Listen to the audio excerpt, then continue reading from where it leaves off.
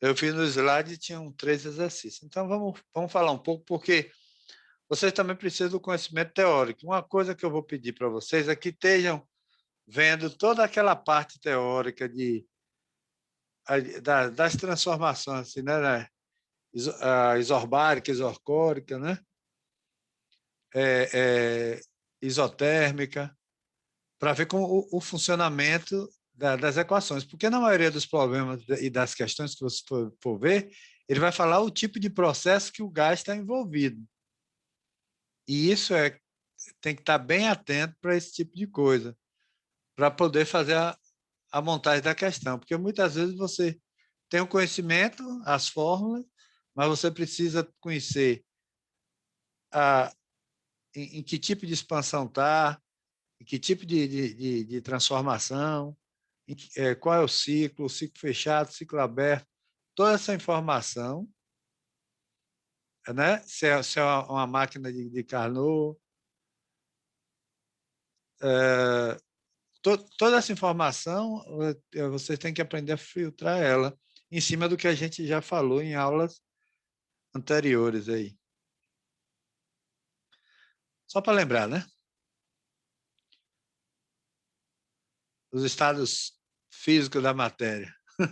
Lembra que a gente na outra aula a gente tentou falar, né? Do sólido, do líquido e do gasoso. Né? O que é fácil você notar pelas essas figuras aí em relação às moléculas de cada estado? O sólido é bem mais arranjado? Uhum. As lacunas, né?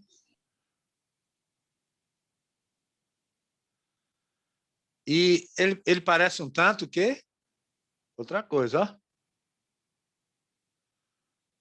ó. Organizado, né? Isso. No líquido, ele tem mais lacunas, mas ainda ele está concentrado em alguns lugares. E no gás ele está bem solto. Então, interação intermolecular, né? A interação intermolecular atômica ela vai dos gases para o sólido. A energia cinética da partícula, a energia cinética ela aumenta do sólido para o gás, para o vapor. A energia cinética. Então, a velocidade dela é maior no gás do que no sólido. Pode ter certeza. O volume de forma definida, né? É o que eu estou falando, o volume organizado, definido.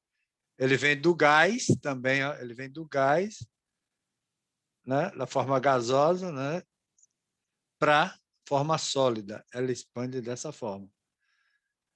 Compressão e expansão térmica. Compressibilidade.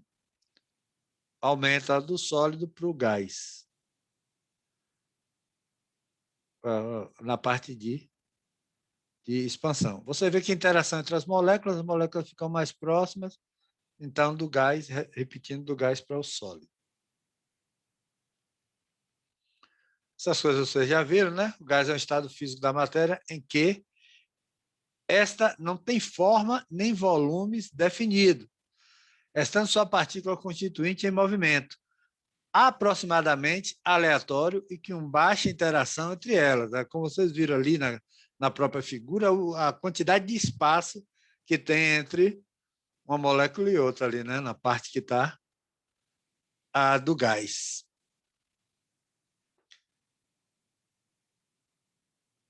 Aqui, ó, sobre os gases. Lembra o Bahia que joga na Bolívia?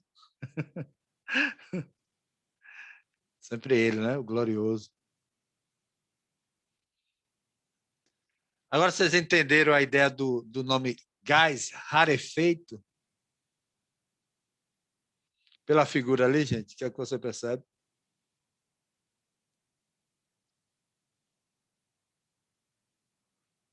Vamos, opiniões.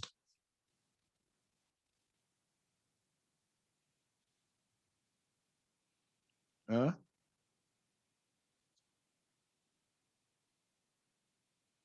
Camila, Carla, Arthur.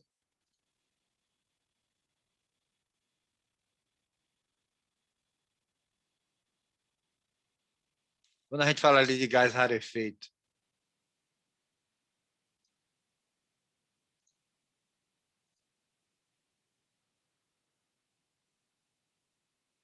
podem falar, gente, a grosso modo aí. Vocês estão aí para participar.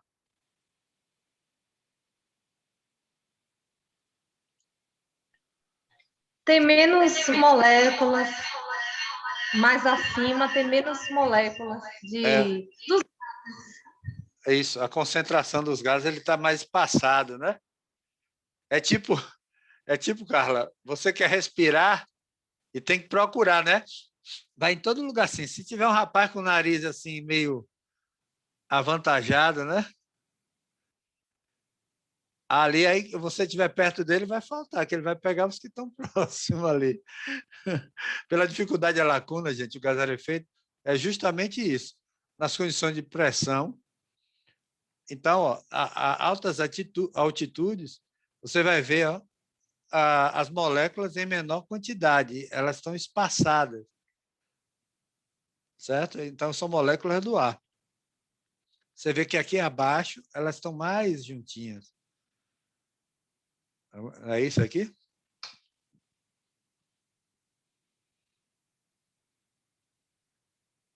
E aí aqui em cima está mais frio ou está mais quente? Em cima aqui está mais frio ou mais quente do que aqui embaixo?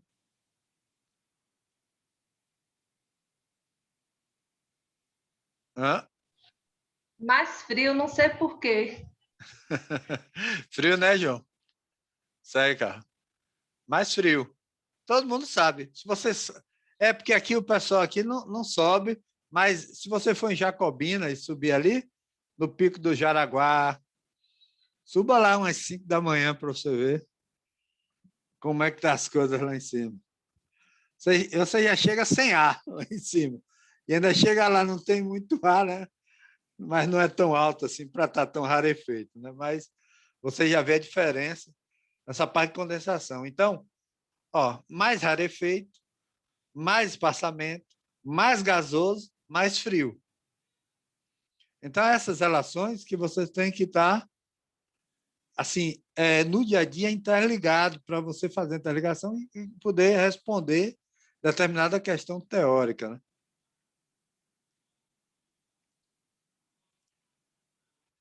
Tanto que você vê que, agora, em relação à densidade, né, de subir, o ar quente, gente, ele é mais leve, então ele vai subir com mais facilidade.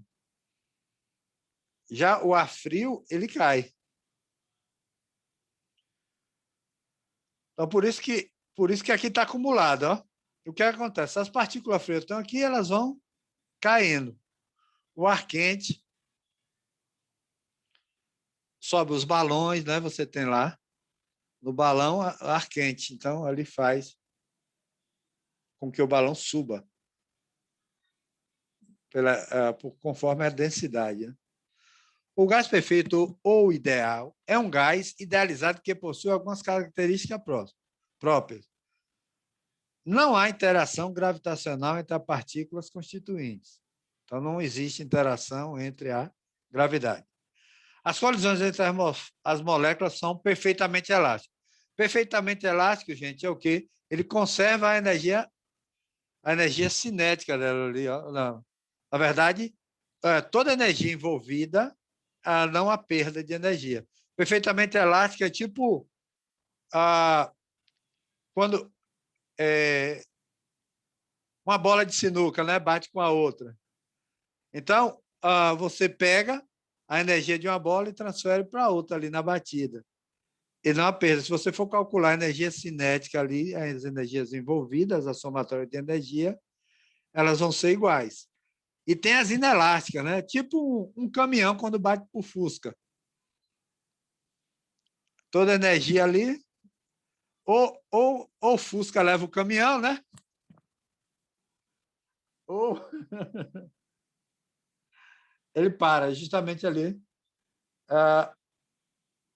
a perda ali de energia justamente na batida. Então, perfeitamente elástico, aí você vai ter a somatória de energia, elas vão bater iguais. Então, logo há conservação da energia cinética das partículas. As partículas apresentam um movimento completamente aleatório, não é organizado, né? E suas velocidades são diretamente proporcional à temperatura. O que é que acontece? As velocidades são diretamente proporcional à temperatura. Ou seja, à medida que aumenta a temperatura, aumenta a velocidade da partícula. Podem falar, gente. Se for um Jeep, né, Jean? Daquele um trollezinho, né? Um 4x4. É justamente por conta das massas ali também, né? A massa do caminhão, olha a massa do Fusquinha.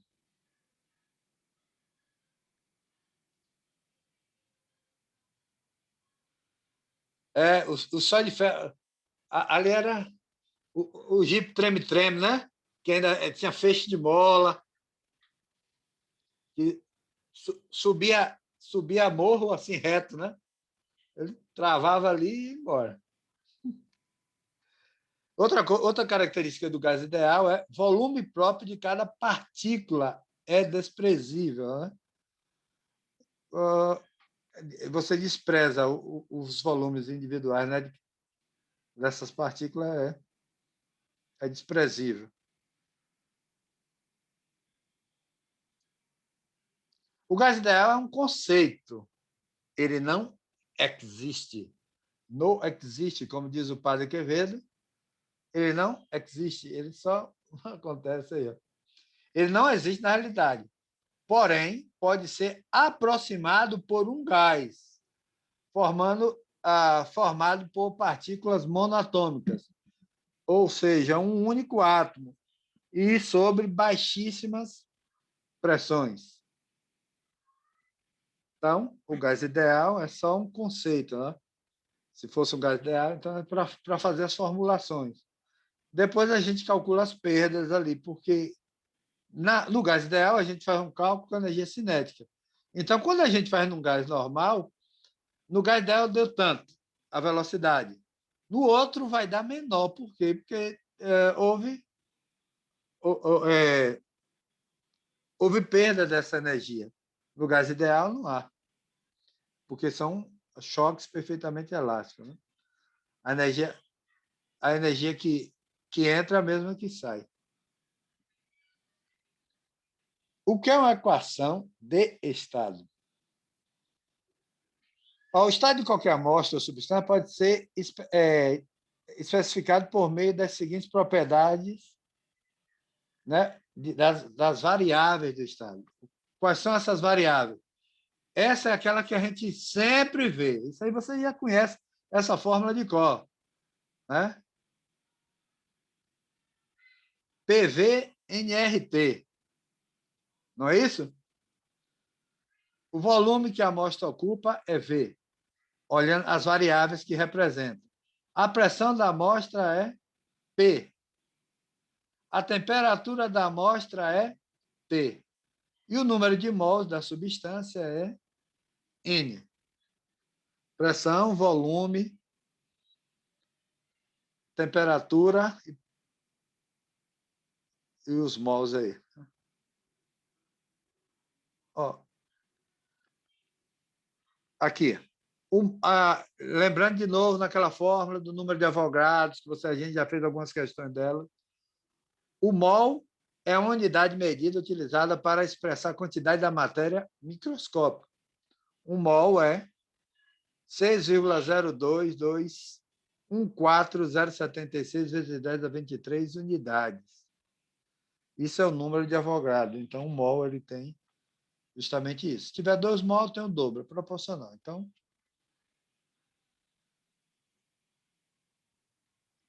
lembrando, gente, aquilo que eu já tinha dito, que eu mostrarei para vocês a tabela, que o R, essa constante aqui, ó, ela vai depender do que as outras coisas estão utilizando. Ou seja, se a pressão está em ATM, qual vai ser o valor de R?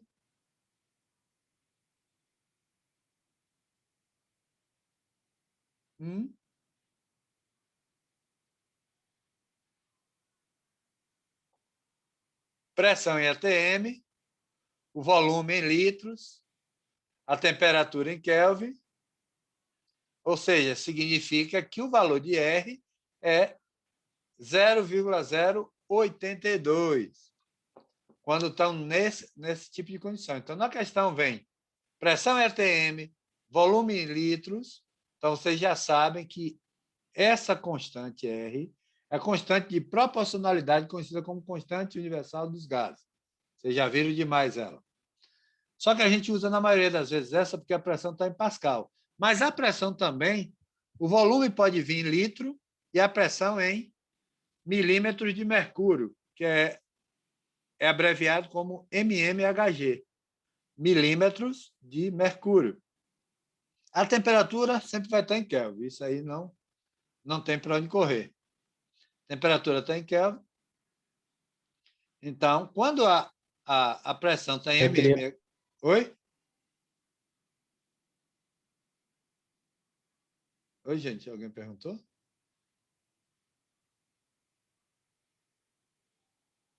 Então, agora, quando a pressão está em Pascal, né? Na verdade é quilopascal. Quando a pressão está em quilopascal, o volume está em litros, esse Rzinho aqui, ele é 8,314. Certo?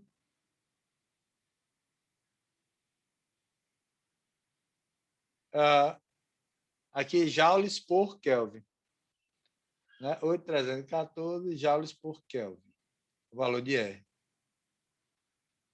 A tabelinha ajuda bastante aí. Essa fórmula bastante conhecida. O comportamento do gás poderia ser mostrado a partir dessa equação, né? PV igual a nRT.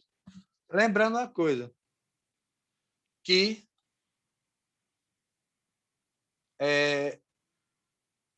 se eu tiver uma pressão 1, vai ser P1 aqui, volume 1 e T1 aqui. Eu posso puxar esse T para cá, sempre vai ser o número de mols vezes a constante.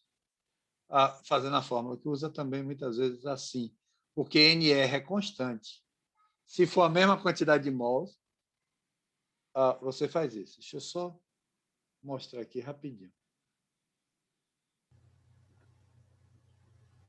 A minha internet está caindo toda hora, eu não estou entendendo quase nada, está só travando. Está me ouvindo aí direito? Tô ouvindo. Agora eu tô. A minha estava demorando para entrar. Está caindo toda hora. Essa semana eu sofri. Hoje ela deu normalizada, mas está lenta, a minha. Mas como eu estou aqui passando o slide, eu não sei como é que... Estão aparecendo para vocês normal aí? Nenhum e-mail. Até um e-mail que eu tento passar. Tá entendendo? A minha roda, e não é só aqui, tá? Só em casa, não. Uhum. Aqui eu também, casa, não, é na região, tá né? Péssimo. É na região. Tá péssimo. Eu viajei e não pude fazer nada. E a prova eu não fiz. Aham. Tá ok. Tá ou não? Então, aqui, gente, voltando. Então, ó, se ela tende à equação do gás perfeito, né, os gases reais, ele tende a seguir essa equação quando? Quando diminui a pressão, em baixas pressões, como a gente já foi falando anteriormente. Então, se essa pressão ela tende a zero, não tem pressão, então significa que essa equação, os gases eles vão se aproximar dessa equação aí, dos gases perfeitos. Né? Tanto indo como voltando. O comportamento do gás poderá ser moderado a partir da equação do gás perfeito, se e somente se este for, de fato, um gás perfeito. Gases reais tendem a seguir a equação do gás perfeito à medida que tende a zero. Então, um ATM já é o suficiente para um gás real se comportar como um gás perfeito. Então, ATM é uma pressão baixa, então ele se comporta como um gás perfeito. À medida que aumenta, aí já ele vai se afastando. A lei de Boyle, né? É quando a temperatura constante, a pressão, volume, ela vai fazer a isoterma, certo? A temperatura, ela é como se eu puxasse uma linha por aqui, uma reta aqui. É como se eu estivesse mais ou menos na mesma temperatura, porque vai ter uma perdinha ali quase desprezível. Então, pela lei de Boyle, é uma temperatura constante. A pressão de determinada quantidade de gás é inversamente proporcional ao seu volume. Ou seja, quando eu estou em temperatura constante, se eu aumento a pressão, o que é que acontece? Diminui o volume. Isso é bem fácil, gente, de notar. Né? Não sei aqui se... Eu tenho uma figurinha que eu gosto de usar ali, né, da expansão do gás. Então, ou seja, numa seringa. Uma seringa, você bota ali o líquido normal, mas você consegue, com ela tampada, você consegue movimentar ela um pouco, não consegue?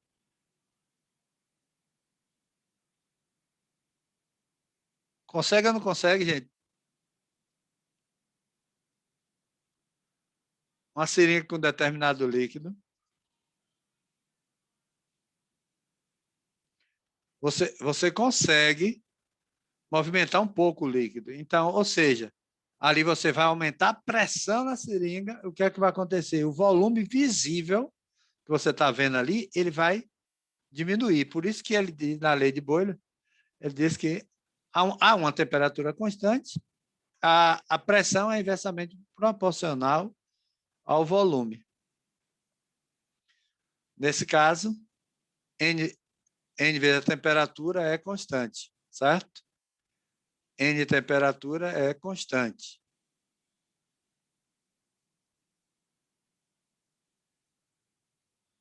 Olha os gráficos, né? Da isoterma aqui, ó. Pressão, esse gráfico aqui é pressão e aqui o volume. À medida que a pressão aumenta, né? A pressão aumenta, o volume diminui. À medida que aumenta o volume, diminui a pressão. Aqui ó, é inversamente, 1 sobre o volume, certo? Para gás perfeito. O princípio de Avogadro. Sob determinada pressão e sob determinada temperatura e sob determinada pressão, gases com volumes iguais contêm o mesmo número de moléculas. O volume molar, se sob determinada temperatura e determinada pressão. Isso ele vai falar. Na própria questão, algo que vai pedir. Então, toda essa ideia que ele dá é para que, quando você veja uma questão, com a ideia teórica, você consiga fazer a resolução. Então, você tem aí, né? O volume molar, que é V sobre N, que é o volume sobre o mol. É igual a RT sobre P. No século XIX, John Dalton realizou uma série de experiências que levaram a formular o que é atualmente conhecida como lei de Dalton. O que é que diz a lei de Dalton? A pressão exercida por uma mistura de gases perfeito, isso a gente já falou várias vezes, é a soma das pressões de cada gás exercida. A gente falou, caiu na prova de vocês, o volume molar, a proporção. Então, a concentração ali vai ser a somatória da pressão. Lá a gente tinha o quê? Lá na prova de vocês tinha nitrogênio, tinha oxigênio, tinha o ar, Então, cada um gás daquele ele vai fazer determinada pressão ali. Ou seja, a pressão exercida por uma mistura de gases perfeitos é a soma de todas as pressões de cada gás exerceria se ocupasse sozinho ali o recipiente, com a mesma temperatura que se encontra essa mistura. Então, tem um gás que ele vai ter mais pressão do que o vai fazer mais pressão do que o outro. Então, essa mistura de gases aí você quer saber a pressão lá, você vai fazer a somatória das pressões. E isso você calcula as pressões parciais, que vocês já aprenderam, porque a maioria acertou, né? Isso a gente já falou também. Isso é uma revisão teórica. Então, aqui, você tem um gás, né? E tem um outro gás. Um gás A e um gás B. Eles estão aqui agora dentro, você misturou esses dois gases. A pressão que vai exercer dentro desse local é o quê? É a pressão do gás 1, que é PA, mais a pressão do gás B. Então, aqui dentro vai ter a pressão dos dois gases.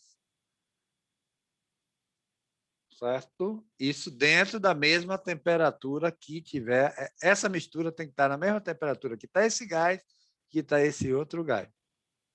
É importante também observar que estamos falando de mistura de gases, não formação de moléculas. Ou seja, não há reação entre os componentes da mistura. Entretanto, o que foge da lei de Dalton é o quê? O nosso querido metano. Ali, ó, o carbono com o hidrogênio aí vai formar o gás metano aqui. Ó. Essa não é válida para a lei de Dalton. Por quê? Porque ele formou moléculas.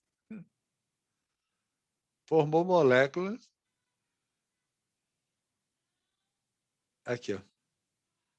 É pressão. Lembrando por quê? Nesse caso aqui, formou um gás, o metano. Só que deve lembrar o quê? Que nosso querido carbono não é gás. Então, para qualquer tipo de gás real perfeito, é mistura de pressão parcial, PJ, né? É definida como PJ a pressão daquele gás, vai ser o quê? A fração daquele gás pela pressão total. Ou seja, é aquilo que a gente já falou da proporcionalidade. Se tem 60%, ou seja, naquela pressão toda, aquele gás vai exercer 60% da pressão. Se o gás tem 30%, ele vai exercer 30% da pressão. A soma dos dois vai dar 100% da pressão.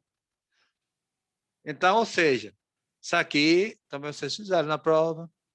Na 1, a gente cobrou isso, em que XJ é a fração molar do gás J na mistura. A fração molar de J é o número de mols de J dividido pelo número total de mols presente na mistura. Isso é fácil demais, né? Pela mistura binária. Lembrando que alguns lá das contas fazem umas contas feinhas, gente. Vamos fazer essas contas direito aí. Imagina um engenheiro aí, pede para calcular uma obra, aí vem um engenheiro todo na planilhinha, coisa, aí vem outro lá, um pedaço de papel com uma conta ali, outra conta lá. Organização vale muito. Quanto mais organizado for o engenheiro, mais fácil vai ser para ele arranjar o quê? Trabalho. Então, ó, quando apresentar orçamento, tudo isso, vou fazer a coisa bem arrumada, separando item por item, mostrando para que o cliente fique feliz. Para uma mistura binária, aqui no caso, aqui, dois gases, certo? É constituído de duas espécies. A expressão geral fica assim. Então, se eu quero a porção de A, é o número de mol de A sobre o número de mol total. Se eu quero saber quanto está ocupando ali o B, então vai ser o número de moléculas de B sobre o número de mols total da mistura.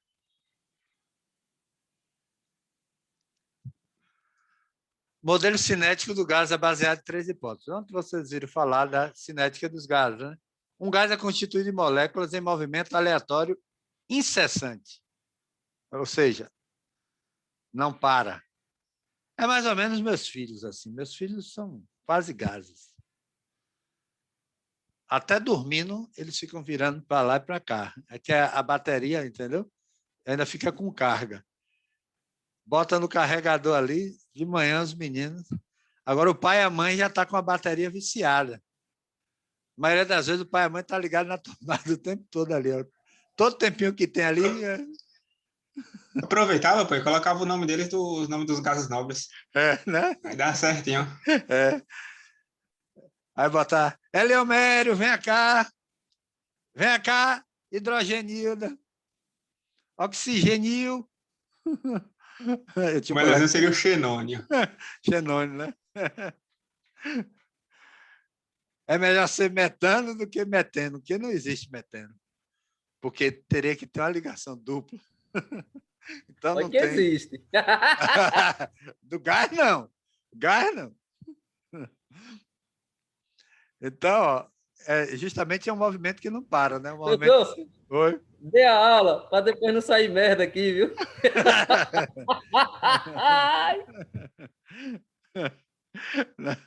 na área. Então, às vezes o corretor nos prega peça. Então, ontem, gente, vocês viram lá a cinética dos gases, então o gás é constituído de moléculas de movimento aleatório incessante, não para. O tamanho das moléculas é desprezível no sentido de que seus diâmetros são muito menores do que a distância média percorrida por essas moléculas entre duas colisões sucessivas. Quando ela colide, a energia concentrada ela vai voltar, aí vem uma do norte e do sul, elas se batem. Aí, como são perfeitamente elásticas, vai bater, as duas vão retornar. Ou seja, então elas sempre vão estar mantendo aquela distância, vai bater, voltar, bater, voltar, bater, voltar. Então, vai fazer esse movimento aí. Então, por isso que os diâmetros, né? O tamanho dessas moléculas a gente despreza, por conta justamente dessas distâncias percorridas aí vai ficar muita lacuna, muito espaço. Outra coisa, as moléculas não interagem uma com as outras, exceto quando se chocam. Interagir é que nem lá no estado sólido, na figura que vocês viram lá no começo do slide. No estado sólido está todo organizadinho, interação, todo mundo juntinho, cantando Iar de ouvido. Fica ali, entendeu? Aí fica todo mundo organizadinho ali. Então, ó, quando vem, então, essas moléculas elas não interagem uma com a outra. Só vai interagir nessa cinética dos gases quando elas se chocam, que é muito rápido também. Lá no sólido, elas estão lá juntinhas por um bom tempo. A suposição que as moléculas não interagem, exceto quando entram em contato, implica que a energia potencial das moléculas é independente. Certo, gente? Porque lá, quando você vai lá na mecânica, o que é que acontece? Você desce na montanha-russa. Quando desce da montanha-russa, o carrinho ele vai ter o quê? Energia potencial e energia cinética, não é? É isso, gente? Quando desce ali, à medida que a energia cinética ela depende da altura. A energia potencial, desculpa. A energia potencial ela depende da altura. A energia cinética está relacionada com velocidade. Então, à medida que o corpo vai caindo, ele vai diminuindo a energia potencial, vai aumentando a cinética, até ele chegar no ponto extremo, no ponto mais baixo da trajetória, ele vai ter energia potencial zero. É o que funciona para as moléculas, como se ela tivesse o tempo todo na parte de baixo, ali, onde eu tenho minha energia cinética total.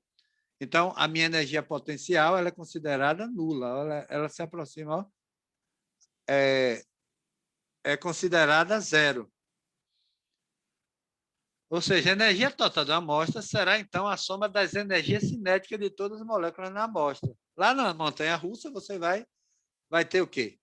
se tiver atrito, você vai ter que calcular a energia potencial, energia, em algum ponto da trajetória, você vai calcular a energia potencial, energia cinética e energia dissipada, que ela se perde com atrito. Agora, se tiver no vácuo, você vai ter a energia potencial e a energia cinética. Já no caso das moléculas, eu não preciso ter queda, porque ela está interagindo ali naquele meio. Ela colide, vai para outro espaço, volta, ela se bate novamente, já muda a trajetória. Então, o que acontece? Ali é como se ela estivesse sempre na eminência de estar na parte mais baixa da trajetória, como a gente estudava lá na mecânica. Então, todo o tempo ela está naquela condição. Então, para eu saber a energia total da molécula, é só somar toda a energia cinética, a soma de todas as energias cinéticas dessas moléculas. Vai depender de algumas variáveis, isso a gente vai estar vendo aqui. Quanto mais rápido as moléculas se deslocarem, maior será a energia total do gás. Ou seja, se aquecer, né? Lembra?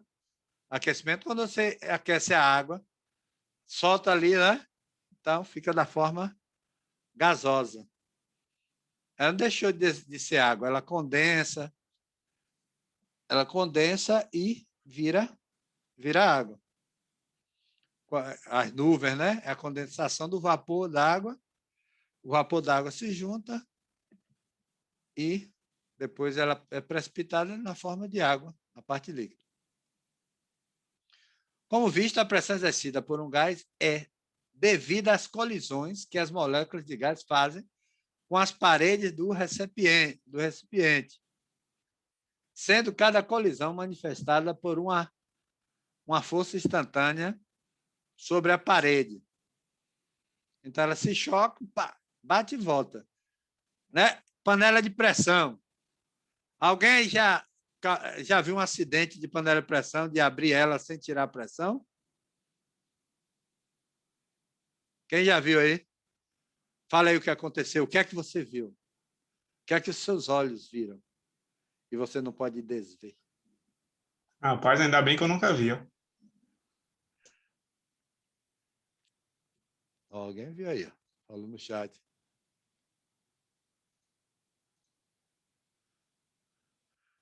Feijão foi para os ares, Carla? Carla, explica aí o que aconteceu. O que é que você viu, Carla?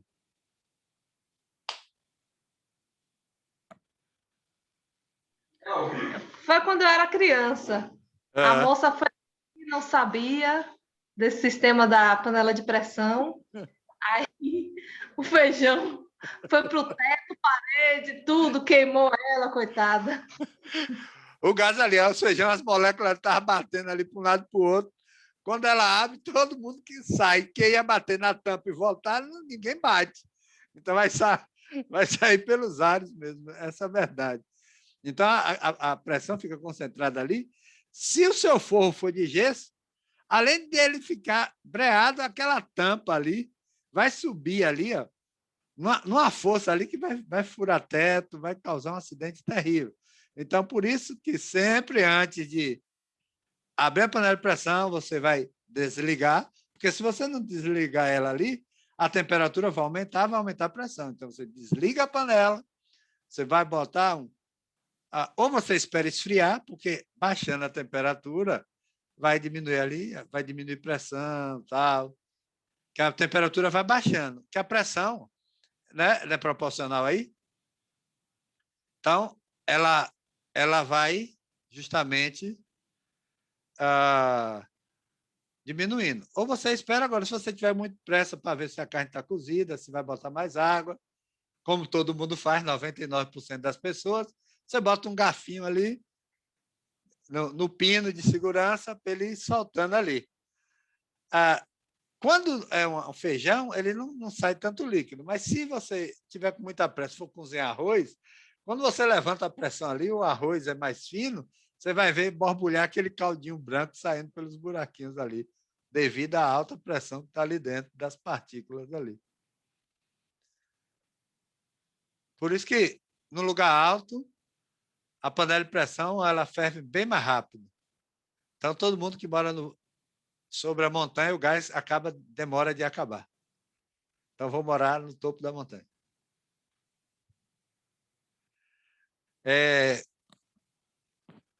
Então, o que é que acontece ali dentro? Acontece bilhões de colisões, ocorre ali a cada segundo. E a força sobre a parede é praticamente constante. Há uma pressão uniforme. Quando essa correia de pressão quando a gente trabalha a parte de cálculo de gradiente, que você tem uma equação para a temperatura, então, em cada parte ali, no gradiente, tem um vetor de temperatura. Mas existe casos para que você mantenha a temperatura das bordas a mesma, pela distância do vetor, pelaquela equação. Alguém aqui já viu uma fábrica de leite em pó? Como é o funcionamento? Como é feito o leite em pó? Não, as partículas ali, o leite em alta pressão, ali é jogada contra as paredes daquela bola, é uma bola esférica, com um coletor abaixo. Elas se chocam na parede, então, como elas têm a mesma temperatura em qualquer parte da parede, ali daquela esfera, ela bate automaticamente, ela evapora e só fica o pó. E aí escorre, não é fervendo até secar e virar pó. As gotículas são arremessadas ali, ó. Então, automaticamente, quando bate, esfria e vira pó, em alta pressão ali, jogando ali as gotículas. Tipo, você vê quando o açúcar é precipitado naquele formador de algodão doce, né? Quando bate ali, ele explode. Aí, aquela explosão cinética ali, ele vai fazer aquelas ramificações. Ali é o próprio açúcar que quebrou os cristais ali, ele explodiu na explosão, tipo a pipoca. Só que a pipoca é um tipo de energia inelástica, porque o milho explode ali, ó, explode e aí a pipoca ela rouba. Aí tem a explosão, ela abre. Ali, a explosão da pipoca é estudada, vocês sabiam? É muito estudada a explosão ali. Das energias perdidas, dissipadas ali dentro da pipoca. E falando em panela de pressão, o melhor lugar para se fazer pipoca é numa panela de pressão sem pressão. Como é que você faz uma pipoca numa panela de pressão sem pressão?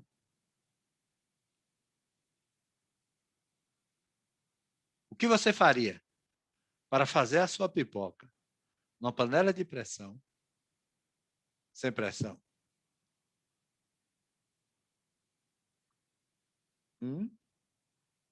Valendo. Parece que ninguém faz pipoca aqui. Não é, José? É só botar e tirar o pino, pô. Não. Tira outra coisa. Ó, você começou bem, tirar. A borracha. A borracha! Parabéns, José Nilson. Palma. É porque ninguém cozinha, não, professor. Só nós dois. Só nós dois. Só a gente Tem as pipoca. mulheres, tem mulher aí? Tem. Na verdade, o pessoal... Eu acho, José Nilson, que esse pessoal está usando micro-ondas. Carla Mota... Hein, professor? Carla Mota tá tudo fraca essas mulheres, viu? Não cozinha não, essas mulheres. Porque com essa coisa de micro-ondas, aí compra aquele saquinho, né? Bota lá, bota o tempinho lá, pipoca. Já tem uns micro-ondas que tem o nome de pipoca, ó. Não precisa nem calcular o tempo que vai gastar ali, ó. Aperta pipoca. Esse povo não passará perto na vida, não. Não, né? Não conhece panela de pressão, já conhece micro-ondas. Rapaz, hoje a seleção dos milhos... Aí, ó, pipoqueira, tá vendo? Pipoqueira, a gente bota a coisa da pipoca da lata de sardinha, rapaz. Não, ó. Gente, na panela de pressão, o que acontece? Você vai forrar o fundo ali com óleo e vai botar o milho só para cobrir o fundo da panela. Então, você pode agitar, porque a pressão ali, ó, tá em todo o ambiente da panela, a pressão está a mesma. Na pipoqueira ali, que entra mais ar, as pressões vão estar diferenciadas. Ela vai diminuir a pressão porque vai escapar ar só por um lugar. Então, só naquela área da tampa, ela vai estar mais fria. Mas se você chacoalhar para um lado e para o outro. Faça o teste, todo mundo aí. Aí, um dos experimentos aí para a nossa 3, que a gente vai estar falando, né? Vamos fazer esse da pipoca sem a borrachinha. Você vai agitar ali. Carla disse que tem pipoqueira. A pipoqueira você vai mexendo. Mas como a panela de pressão está fechada, a tampa ela não vai sair, você pode sacudir a sua panela. Então, a pressão... Antigamente, gente, hoje os milhos vêm selecionados. Os milhos de antigamente não tinha essas coisas transgênicas de mudar para o milho dar aquela quantidade toda. Era metade de caroço e metade de pipoca. Quem vivenciou isso, levanta a mão. O confessionário. Eu levantei. Aí a gente comeu metade de pipoca, metade da tal da mururu, né? Tinha que ter dente bom. Né? Tinha que ter dente bom, porque aquele negócio é duro. Na verdade, meu avô, o que fazia? A gente comia pipoca, os caroços que sobravam, ele ia no pilão, batia com açúcar e botava amendoinzinho. Fazia fufu. Fufuta, fazia uma fufutazinha. Fazia fufu, né? Tá vendo, pessoal? O Josenito está experiente aí, ó. Então, é justamente isso, gente. Então, se eu tenho uma pressão homogênea ali dentro da panela, então, uma pressão é praticamente constante. É uma pressão uniforme ali, né? Com essas colisões. Portanto, a pressão exercida de um gás de massa molar M em um volume V é dado por isso aqui. Olha a fórmula. Né? A pressão é igual ao mol vezes a massa molar, a velocidade das partículas ao quadrado, sobre 3 vezes o volume. Só que daqui a gente pode deduzir a fórmula da velocidade, né? Vai passar o 3V para lá, vai descer o N, vai descer o M, e você vai ter V ao quadrado. Faz a conta lá, joga a raiz, pá! Calculadora. Isso aí, calculadora faz para nós.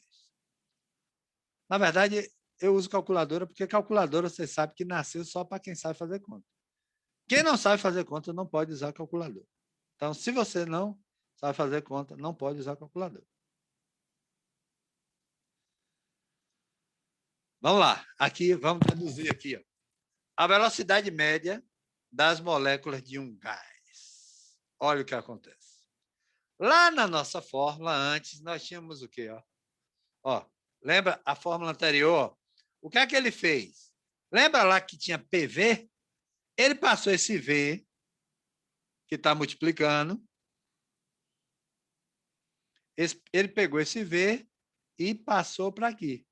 Então, ficou, ó, PV é igual a N, M, V ao quadrado, RMQ, né? Sobre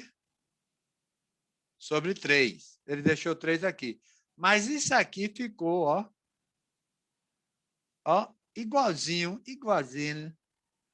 Lá, ó, lá em cima nós vimos, ó nosso PV aqui. PV é igual a NRT. Só que aqui agora nós temos que o quê? PV é esse tudo aqui. Essa coisa linda aqui de Jesus. Que coisa maravilhosa. Então, ó, você tem isso aqui agora. Aí você pega o PV de lá com o PV de cá, vai gerar isso aqui. Ó, você tem um PV lá que dizia que é NRT. E o PV de cá é tudo aquilo ali sobre 3. Ou um terço daqueles caras todos ali. Isso aí, você sabe que quando multiplicar e dividir, a ordem dos tratores não altera o viaduto. Aí iguala os dois, o PV de lá com o PV de cá, o que é que vai acontecer? Pica o pau aqui, né? Ó, no N vai embora. Ó, corta ele aqui, pá. Já cortei o N. Sobrou o quê? RT e um terço de MV ao quadrado, né? Velocidade cinética das moléculas, MQ, né? Então, ó, daqui deduz a fórmula, né? Porque aqui, ó, o 3. Qual a dedução aqui, gente? Aí você vai ter o quê? Faz o cruz-credo, então você vai ter o quê? M, V ao quadrado. Quando fizer o cruz-credo, aqui embaixo tem 1. Faz a multiplicação. O 3 vai multiplicar aqueles caras ali, né? Ó, R, MQ. Então, esse cara aqui vai ficar 3RT, ó. 3RT. Eu quero isolar nossa querida velocidade. Então, nossa velocidade VRMQ ao quadrado, ela é 3RT sobre emissão, que é a massa, esse emissão seja calculado, que é a massa molar da substância. Para você saber ver, VRMQ vai ser a raiz quadrada dessa coisa toda que eu vou chamar de asterisco. Eu vou botar asterisco para não precisar ter que repetir tudo isso. Então, essa velocidade vai ser a raiz quadrada dessa galera aqui. Então, vai ficar assim. Você vê que está elevado a meio. Meio é como bota exponencial, certo? Isso é para você botar na calculadora. Você pode chegar lá nessa calculadora e botar meio. Só que aqui está errado. Erro lógico. Erro matemático. Ninguém viu. Ninguém viu 2 aqui. Abstraiam, gente. Na mente de vocês não existe 2 ali. Porque esse 2 é justamente esse meio. Propriedade exponencial, né? Se eu tenho raiz de A elevado a M, isso é o mesmo que A elevado a 1 sobre o que tiver nessa raiz, certo? No caso ali, como é a raiz quadrada, né? Raiz quadrada, aqui dentro é um 2, de 3RT sobre M. Por isso que ele bota aqui tem 2, por isso que ele bota, né? Parênteses, 3RT sobre M. Aí lá na calculadora tem a minha tem aquele chapeuzinho, né? Elevado a meio. Aí você bota elevado a 0,5, qualquer número elevado a 0,5 é a raiz quadrada dela. Só testar na calculadora 9 chapeuzinho 0,5. Tem que dar o quê? 3. Então, dessa forma, podemos obter a velocidade das partículas conhecendo-se apenas a massa molar e a temperatura. Só precisa saber 2 coisinhas. É mais fácil do que pescar de bomba. Complicado o quê, pé? Temperatura e massa. Só tirar. É complicada a calculadora? A calculadora lá faz a conta toda. Conta mesmo aí, esse negócio aí. É complicado demais para esse negócio, tá doido. Não, é porque você está vendo muita letra. Mas isso aqui, gente, é a representação de alguma coisa. É só você botar o número aqui no lugar. O R, Josenildo, ó, está dizendo a velocidade é o quê? Você vai pegar na calculadora o R. Aí o R é uma constante. Ó, se você olhar lá em cima, lá em 1900 preto e branco, que a gente já falou, o Rzinho vai depender da pressão. Se a pressão estiver em ATM, o valor de R é esse cara, é fixo. É fixo. A calculadora só vai fazer a conta do número que já existe. Se a minha pressão é em mmHg, milímetros de mercúrio. Gente, para você entender essa ideia do milímetro de mercúrio, emborque um balde, afunde ele num tanque cheio de água. Aquela água vai tocar no fundo do balde? Hã? Não, por causa da pressão que tem embaixo. Essa pressão, ela é igual em qualquer vasilhame que você fizer, vai dar milímetros de mercúrio. Então, vai dar aquela quantidade. Entendeu? Vai dar aquela mesma distância de mercúrio. É como se você pegasse o mercúrio. O mercúrio é o que usa lá nos termômetros, né? Aquele metalzinho líquido que, quando é aquecido, ó, você bota debaixo do sovaco. Peraí, professor. E se botar um balde, eu botar um balde de 10 litros ou de 1 litro? Vai ficar um copo. Sim. A distância da água para ali, né? Vai ser, não tem semelhança de triângulo? Se você fizer a semelhança, eles vão dar a mesma proporção. Entendeu, Josenildo? Vão dar a mesma proporção. Ok? Ali, ó. Você colocar, ali vai ficar uma quantidade ali. Tanto que aqueles mergulhadores de ostra que desce com aquele capacetezão lá, aí o capacete você vê que tinha uma meia-lua ali. Da meia-lua para cima é justamente medido justamente para a água não subir. Ali fica gerando oxigênio lá vindo e a mangueira tirando. Tem a mangueira de entrar oxigênio e de tirar o gás carbônico. E a pessoa fica ali usando. Então, é justamente isso. Então, ó, o R ele é um valor fixo, vai depender da sua pressão. Se ele der a pressão em ATM, que é a pressão atmosférica, aí você vai usar esse valor, 0,082. Se ele der em milímetros de mercúrio, mmHg, o valor de R vai ser 62,36. Se ele der em quilopascal, a pressão vai ser 8,314. Simples assim, né? Voltando aqui. Então, aqui deduz a fórmula. O R você tem. A temperatura você tem que saber, que é você que está aquecendo lá. Você tem que saber temperatura. É só botar um termômetro e ele vai dar a temperatura. E M é a massa molar do gás. Cada gás tem a sua, a gente aprendeu a fazer isso, é muito simples, é conta de somar. Conta de somar as moléculazinhas. Isso aí, quem não aprendeu é só pegar os vídeos, dar uma curtida e ver lá essas transformações anteriores. Isso aqui é uma revision.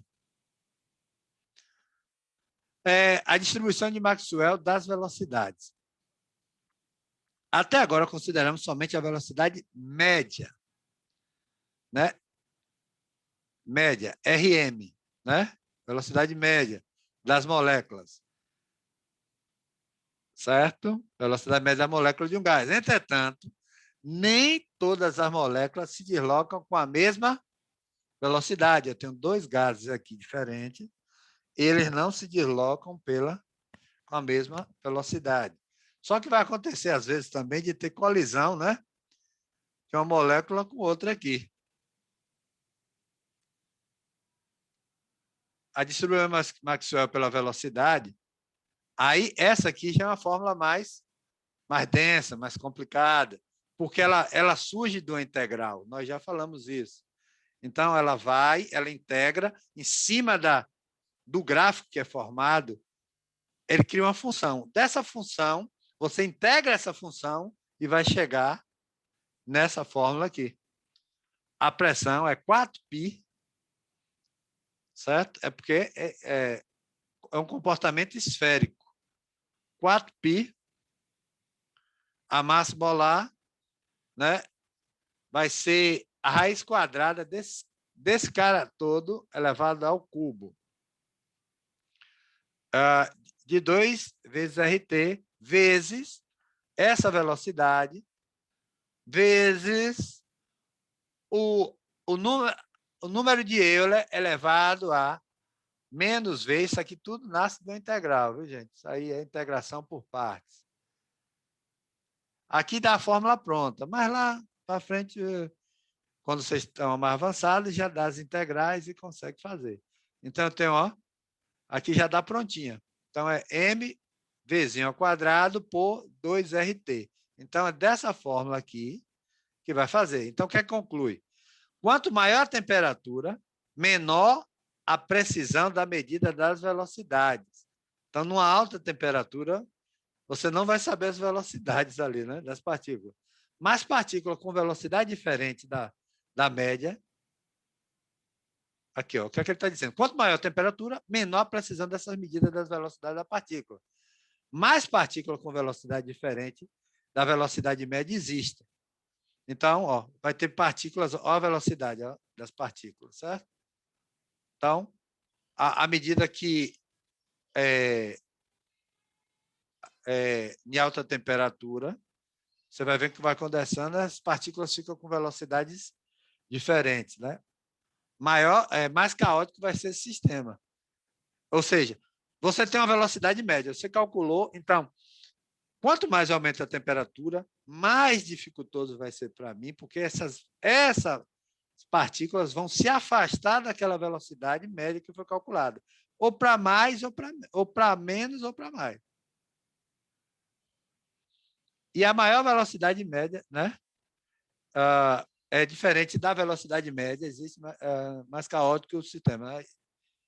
E maior a velocidade média das partículas. Vai ter uma maior velocidade média, porque eu vou ter uma partícula bem veloz, uma mais lenta. Vai fazer a média, aí eu faço aqui, cá em cima é 10. Digamos que cá embaixo é 2. 10 mais 2, 12. Dividido por 2, dá 6. Mas eu pego uma partícula aqui, digamos aqui, ó. Deixa eu contar. 1, 2, 3, 4, 5, 6, 7, 8, 9. Uma altura chutando, né? 10, 11, 12, 13, 14, 15, 16, 17, com 18. Então, eu tenho 18 curvas aqui. 18 curvas. Se eu pego aqui dessa curva, essa curva é 1. A de cima é 18. 18 menos 1 dá 17. Então, eu tenho 17 dividido por 2, eu tenho 8,5. Agora, se eu pego uma partícula aqui, ó, 1, 2, 3, 4, 5, aqui nessa curvinha aqui, ó, digamos que a partícula está aqui, 5 menos 1 dá 4. 4 dividido por 2 dá 2, ou seja, a concentração média, a velocidade média daqui de baixo, se eu pegar a partícula aqui de baixo, vai ser bem diferente se eu pegar uma partícula de cima com a partícula de baixo. Então, a velocidade média, né, maior vai ser essa velocidade média. É o que ele está dizendo. Se eu pego K e K, sistema caótico, então elas vão fugindo. Então, a distribuição de Maxwell das velocidades. Conclusão. Quanto menor a massa molar das partículas, menor a precisão das medidas de velocidade. Então, ó, duas coisas. Quanto maior a temperatura, quanto menor a massa molar, que é inversamente a massa molar. Então, maior temperatura, menor massa molar também vai ser menor a precisão da medida dessas velocidades da partícula. Mas partícula, velocidade diferente da média, existe estado caótico do sistema, né? E maior a velocidade média das partículas. Aquela mesma coisa, certo? É a mesma ideia, só que aqui é aumentando a temperatura. Nesse caso, é menor a massa molar dessa partícula. Difusão é fusão, já falamos disso, né? Pegamos um slide só dessa parte de fusão. Falamos bastante. É um processo pelo qual as moléculas de substâncias diferentes misturam entre si. E o processo de efusão é a passagem do gás através de um pequeno orifício, como que normalmente ocorre numa bola de encher ou num pneu. A efusão. Você vai enfiar o gás ali, né? Pelo pito. Na minha época chamava pito. Né? Ali é uma válvulazinha, né? Você fecha e abre a válvula.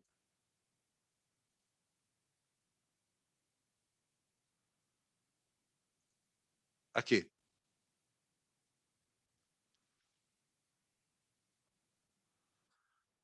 Ó. Então, o que ocorre normalmente numa bolinha, numa bexigazinha que você enche, tem só um orifíciozinho ali para o gás entrar por ali. As velocidades do processo aumentam com a elevação da temperatura. Isso, ó, de fusão e fusão. A velocidade dos dois processos diminui quando a massa molar aumenta. Velocidade aumenta quando aumenta a temperatura. Aquilo que lá já está dizendo Maxwell. As velocidades dos dois processos diminuem quando a massa vai diminuir quando a massa molar aumenta. E lá está dizendo o quê? Quando a massa molar ela diminui, aumenta. Então, está falando a mesma coisa, só o vice-versa aqui. Certo? Ele falou aqui, ó. Quanto menor a massa molar, maior a velocidade, né? Ou seja, se ela diminuir, significa que a massa molar aumentou. Se a massa molar diminui, a velocidade aumenta. É o vice-versa, viu, gente? Balão de rir. Murcha mais rápido que o balão enchido com a boca.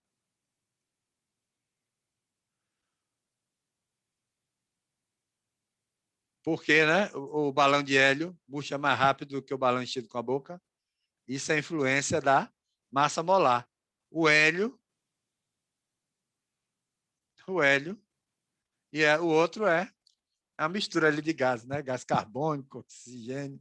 Você está soprando ali. Aí vai até os pulmões. Tem gente que vai até os pulmões ali para encher a bola. O balão de hélio, né? O balão murcha mais rápido em um dia quente do que um dia frio. Por quê? Aumentou a temperatura. Aumentou a temperatura.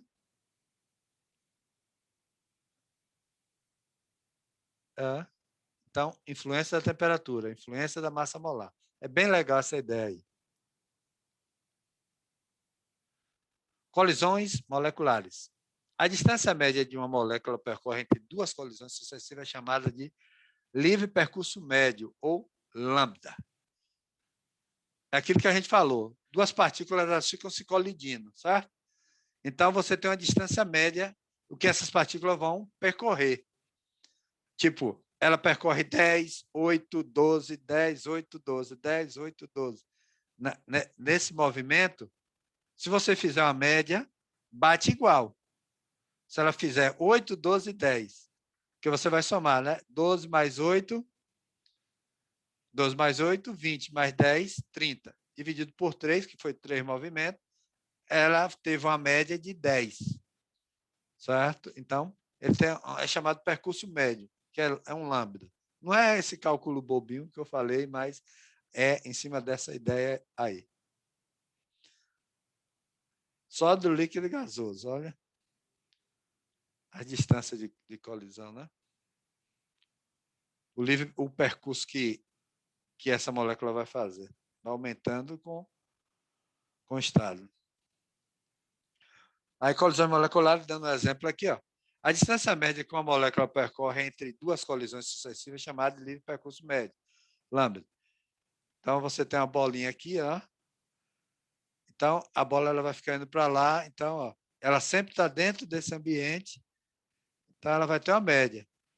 Pode bater a bolinha aqui no fundo, aqui na frente, mas a somatória dessas idas e vindas da molécula aqui, ó, da bolinha de tênis, as indas e vindas, e depois soma tudo e faz uma média. Revisando aqui também. Gás perfeito possui separação média entre as moléculas suficientemente grande para que elas se movam independente uma das outras.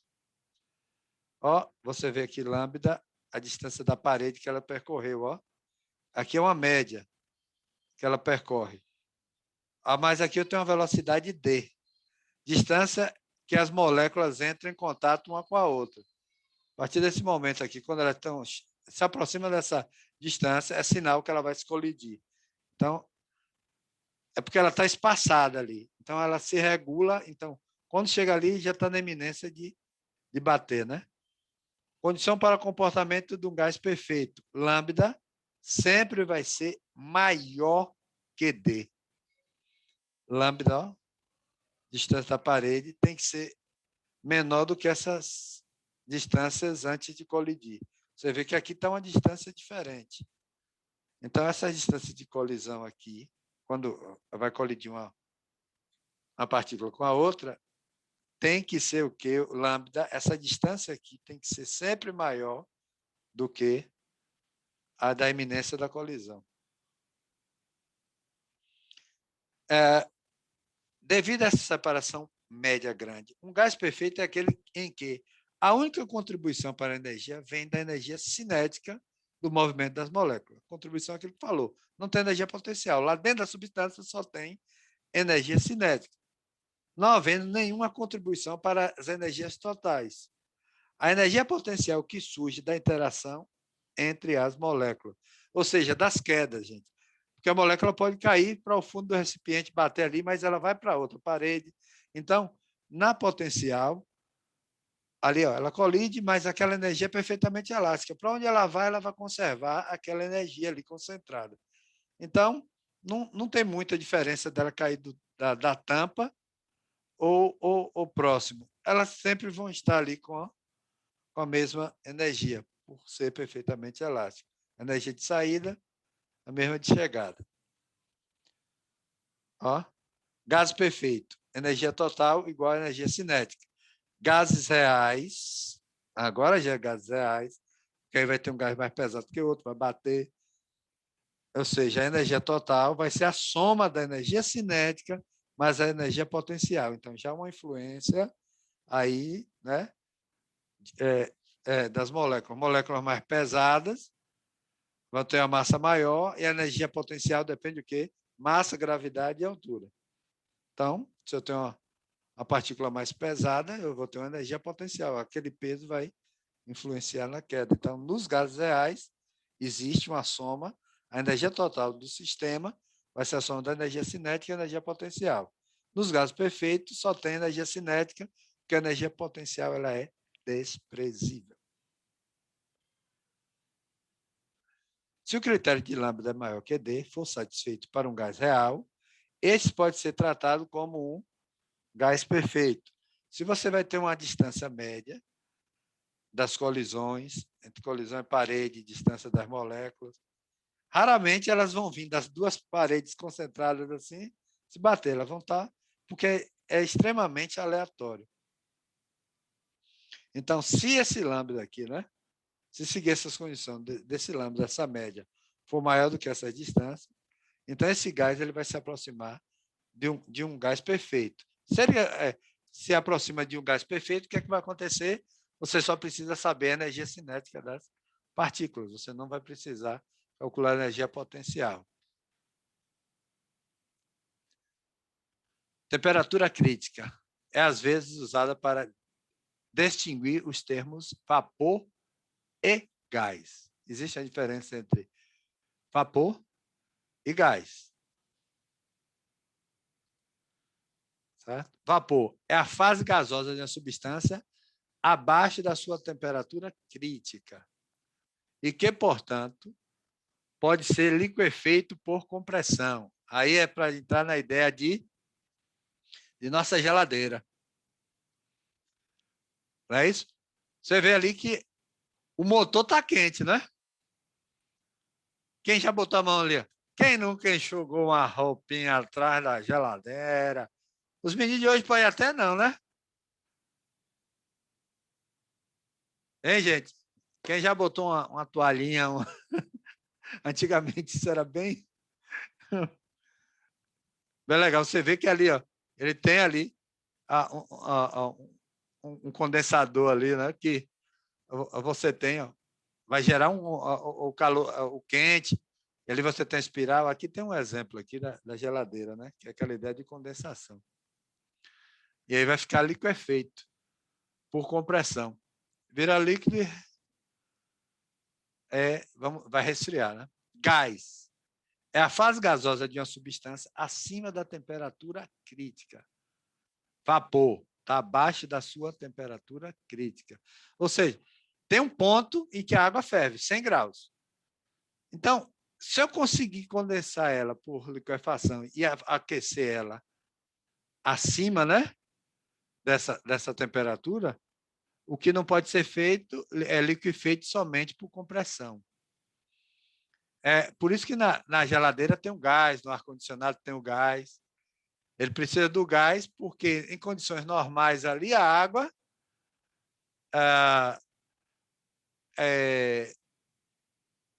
ela vai ficar ali 100 graus e vai começar a evaporar.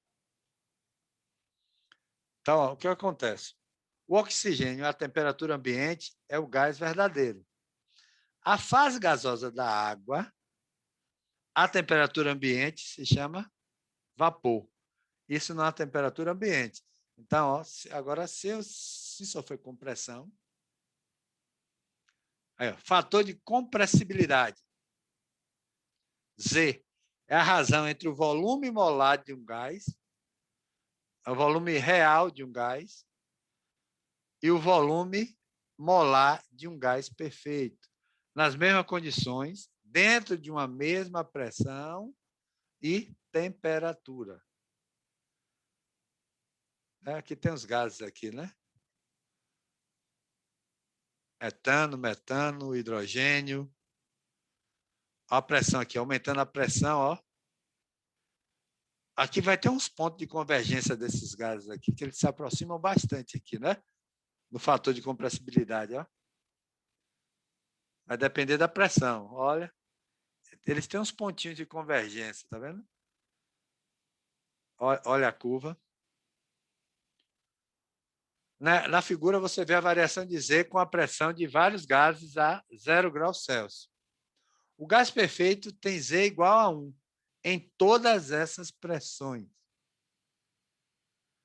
O gás perfeito, né? Dos gases que pode ser visto nessa figura, o hidrogênio, né, é o que mostra desvios positivos em todas as pressões. Ó, você vê que os outros caem abaixo de 1, tá vendo? Ó, menor que 1, aí depois eles se elevam acima de 1. Mas o hidrogênio, você vê que ele se comporta sempre acima de 1. Ó, sempre está ali, ó, 1 a 1,5 em determinada pressão. O que mostra desvios positivos em todas as pressões, nessa temperatura. Todos os outros mostram desvios negativos e desvios positivos em altas pressões. É quando chega em alta pressão, você vê, ó, esses gases aqui, ó. Por exemplo, ó, o gás etano. Ó, o metano, aí ó, alta temperatura, 800 atm, alcança lá, ó, 2, certo? Então, olha o desvio que faz a curva. Então, esse é o fator de compressibilidade. Por isso que é bom conhecer o gás. Na geladeira ele tem um gás próprio, né? Antigamente usava o CFC, né? O clorofluorcarbono, mas foi abolido, que dizia camada de ozônio e tal, e tem outro gás hoje constituinte. Em pressões baixas, alguns gases, tipo metano, etano, amônia, tem o Z menor que 1. Aqui, ó, você vê que está bem abaixo de 1. Em baixas pressões, tá vendo? Baixas pressões, eles vão estar abaixo de 1. Ó, já a pressão de 400, ele já está acima de 1. Mas em baixas pressões, esses gases vão ter o fator de compressibilidade menor que 1. Preste bem atenção nesses gráficos, que aí vocês conseguem ver, porque tem questões da A2 que eles usam justamente os gráficos, e você tem que aprender a fazer a leitura dos gráficos, certo? Então, espera um pouquinho, gente.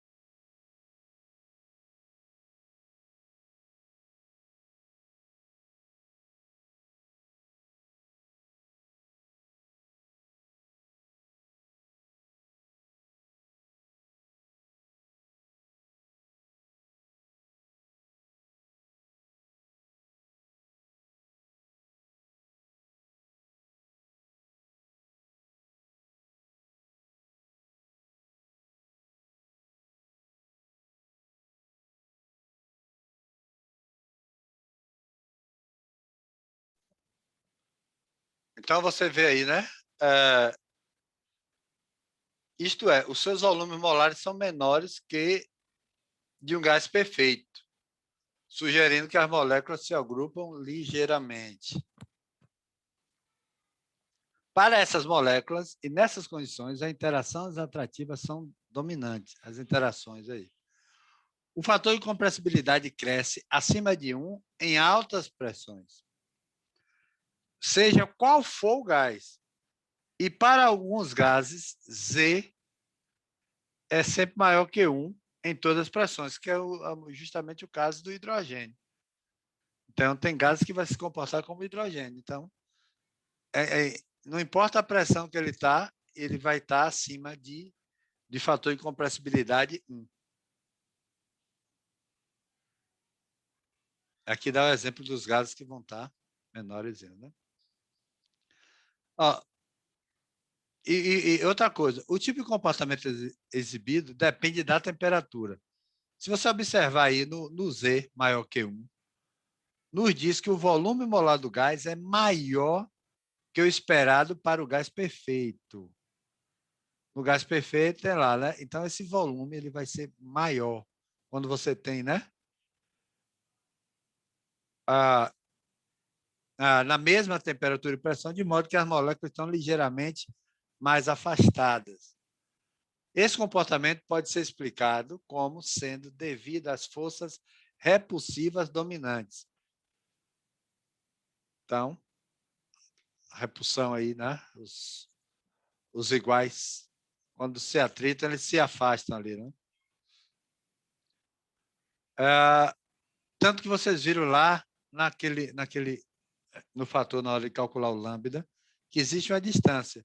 Às vezes, a molécula, por conta dessas forças repulsivas, elas nem se tocam, não se interagem. Então, elas se repelem, elas ficam na dimensão de se tocar, mas por conta dessa força de repulsão, elas são repelidas.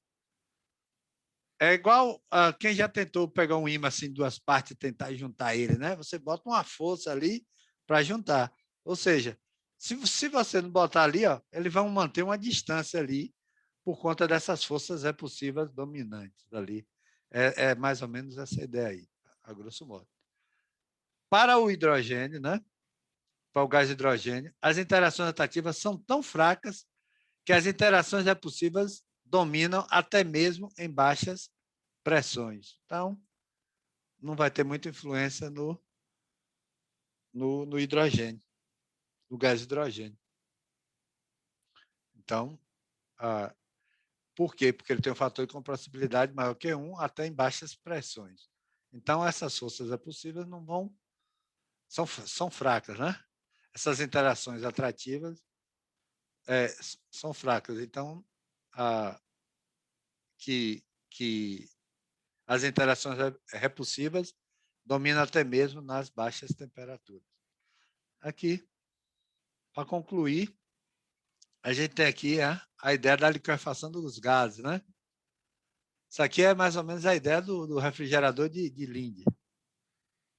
Com relação às moléculas, estão sujeitas às condições em que as repulsões são dominantes. É o efeito Joule-Thomson. Resulta no aquecimento do gás. No aquecimento do gás. Na prática, o gás é expandido várias vezes. Expandido, gente, ó. Compressão, expansão. Compressão, expansão. Várias vezes sendo recirculado, o gás fica recirculando, ó, por intermédio de um dispositivo chamado refrigerador Linde. Ele fica ali, né? Ele vai, volta, vai. Ele evapora, volta, evapora, volta. O que acontece? Aí vai ficar trocando calor. Eu tenho um compressor gerando pressão. Aí tem um gás. O gás, ele, pela pressão, vai passando. Então, aqui vai ficar o quê? Um gás frio. Por isso que lá na geladeira, vocês veem lá que sempre tem as geladeiras mais novas, tem um recipientezinho que vai caindo água ali, né? É pouquinha. Mas com o tempo ali você tem que ir ali e tirar. É justamente esse escape aqui, né? É uma válvula de pressão e sempre vai saindo gotículas ali, vai acumulando gotículas e sai. Ou seja, o gás ele fica recirculando e esfria o gás até estar a ponto de sofrer, até o ponto dele sofrer a expansão, a compressão e expansão, através dessa válvula de pressão. Quando o gás se expande, esfria mais ainda. Pressão, troca de calor, bem legal isso, né? Pressão, calor, você consegue, o gás vai resfriando, ó, quando vai passando aqui. A cada expansão, o gás fica mais frio. E como flui passando pelo gás que está entrando, este é resfriado adicionalmente. Depois de várias expansões sucessivas, o gás fica tão resfriado que se transforma em líquido, que condensa, que é a condensação do gás. Por isso que aquele gás da geladeira, né? Ele vai passando, você vai ver que ele está sempre gerando aquele gás. E aquele gás ali, né? O que é que vira? Vira água. Não é engraçado aquilo? Ele condensou, vira líquido. Aí o pessoal fala, não toma esse líquido. Tem gente que raspava aquela nevezinha, botava no copo para gelar, né? Por isso que a gente bota nosso pedrinha de gelo ali, né, para gelar nas nossas cubazinhas e toma ali, né? Tipo assim, para que serve o gelo ali? É porque o escocês passa 8 anos, 10 anos, 12 anos fazendo o processo ali de evaporação, para tirar toda a água do uísque, para ele ficar bom de primeira. Aí o brasileiro vai e enfia água de coco e gelo. Pois é isso que acontece. Aí os escoceses dão um treco quando vê isso. Certo, gente? Quer dizer que escocês não tomam uísque com gelo, não, é? Não, É só é uma boia? seco. O gogó dos caras, já é seco por natureza. A garganta dele já é vermelhinha ali, ó. Já desce macio ali. A gente não está acostumado ali. O brasileiro está acostumado com a pinga. A pinga tem água ali.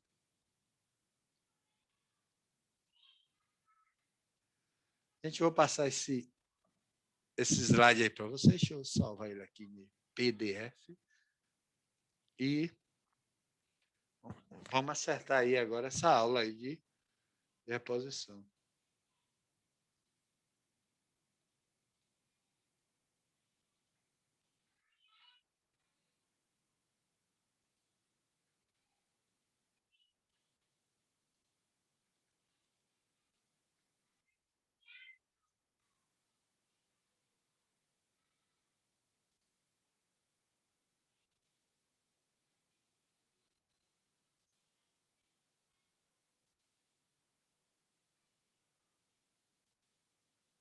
Heitor está no notebook? Tô no PC. Isso, está no PC. No PC dá, porque aí eu boto, você já joga no grupo, né? Pode ser? Passar aqui no chat. Vou botar aqui porque eu esqueço, então já passo logo toda a aula, já passo. Às vezes eu esqueço de botar no Drive, que o Drive às vezes fica lento para dedéu para abrir, né? Vocês já compartilharam o Drive assim que fica uma revisão geral, PDF aqui.